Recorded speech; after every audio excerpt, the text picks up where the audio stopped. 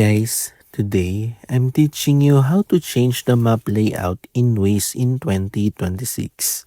If you want to customize how the map looks while you're navigating, here's how to do it. First, open the Waze app on your phone. From the main map screen, tap the menu icon and select Settings. Then look for the Map Display or Map Settings selection. Here, you can adjust different map display options depending on your version of Waze. You can choose how the map is displayed, including options related to the map view, orientation, and navigation display. You can also switch between the available map views while using navigation.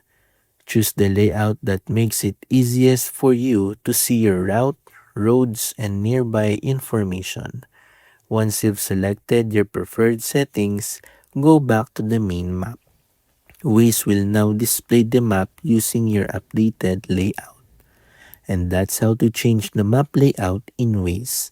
Thanks for watching and don't forget to subscribe for more Waze tutorials.